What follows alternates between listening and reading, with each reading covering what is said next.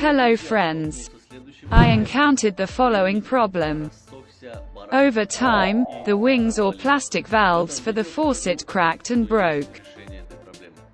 In this form I will show you that this problem can be solved using a 3D printer.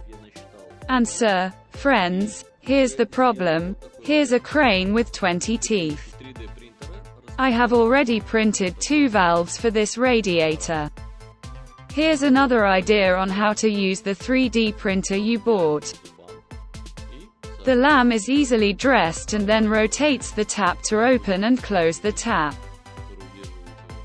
Such things can be made on a 3D printer. For those who want to purchase such a lamp, follow the link in Telegram.